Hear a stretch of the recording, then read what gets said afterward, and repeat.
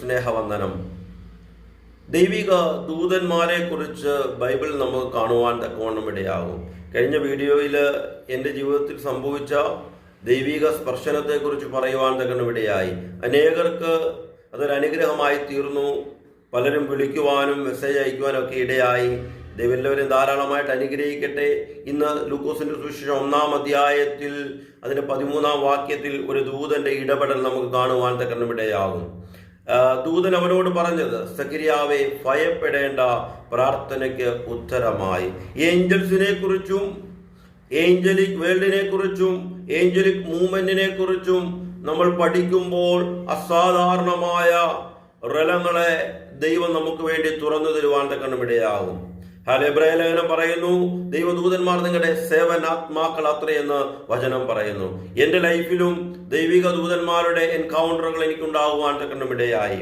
ഞാൻ പ്രഭാതത്തിൽ പ്രാർത്ഥിച്ചുകൊണ്ടിരുന്ന സമയത്ത് ദൈവിക ദൂതൻ ഒരാത്മവിവശതയിൽ എൻ്റെ അടുക്കലേക്ക് വന്ന് ഒരു കൂട്ടുകാരനെ പോലെ എന്നോടൊപ്പം ചേർന്നിരിക്കുന്നത് ഞാൻ കാണുവാൻ തക്കവണ്ണം ഇടയായി. അക്ഷരാർത്ഥത്തിൽ ഞാനൊരു വേറൊരു വേൾഡിലായി പോയി. ആ സമയത്ത് ദൂതൻ എന്നോട് സംസാരിക്കുകയാണ്.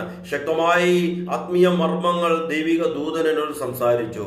അദ്ദേഹത്തിന്റെ മുഖം ഞാൻ കാണുവാൻ തക്കവണ്ണം ഇടയായി.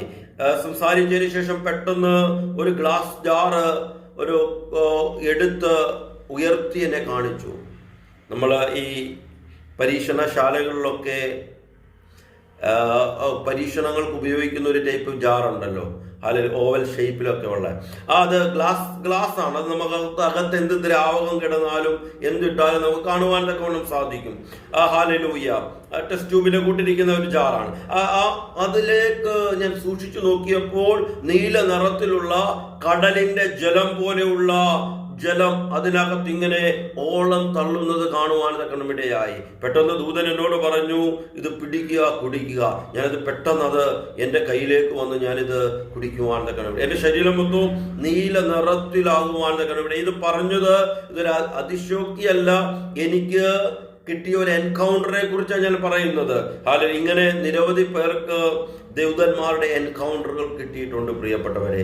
ഇവിടെ പറയുന്നത് സഖരിയാവ് ദൂതനെ കാണുവാനിടയായി. ദൂതൻ പറയുക സഖരിയാവിനോട്, നിന്റെ പ്രാർത്ഥനയ്ക്ക് ഉത്തരമായി. ഇന്ന് പല പ്രാർത്ഥനകൾക്കും മറുപടികൾ വരട്ടെ. ഹല്ലേലൂയ. നിന്റെ പ്രാർത്ഥനയ്ക്ക് ഒരു മറുപടി ഉണ്ട്. ദൈവം കൈവിടുന്ന ദൈവമല്ല, പ്രാർത്ഥനയ്ക്ക് ഒരു മറുപടി നൽകുന്ന ദൈവമാണെന്ന് കർത്താവിന്റെ വചനം വ്യക്തമായി എഴുതിയിട്ടുണ്ട്. സഖരിയാവ് എലിസബത്ത് ദമ്പതികളുടെ ജീവിതത്തിൽ അവർക്കൊരിക്കലും പ്രാർത്ഥനയ്ക്ക് മറുപടി കിട്ടത്തില്ലെന്ന് ചുറ്റുപാടുകൾ പറയുവാൻ തക്കവണ്ണം ഇടയായി.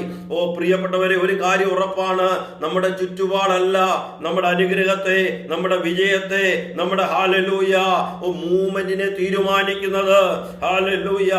നമ്മൾ മുൻപോട്ട് മുന്നേറുവാൻ തക്കവണ്ണം ദൈവിക ഇടപെടലുകൾ ഉണ്ടാകുവാൻ തക്കവണ്ണം ഇടയാകണം. നമുക്ക് പ്രാർത്ഥിക്കാം, എനിക്ക് വ്യക്തിപരമായ ഒരു എൻകൗണ്ടർ വേണം, എനിക്കൊരു ദൈവിക ഇടപെടൽ എൻ്റെ ജീവിതത്തിൽ വേണം. നിങ്ങൾക്ക് വ്യക്തമായിട്ട് നിങ്ങൾ പ്രാർത്ഥനാ റൂമിൽ ദൈവമുഖത്തെ അന്വേഷിച്ച് നിങ്ങൾ ചിലവഴിച്ചാൽ നിശ്ചയമായും എൻകൗണ്ടർ ഉണ്ടാകാൻ തക്കവണ്ണം ഇടയാകും.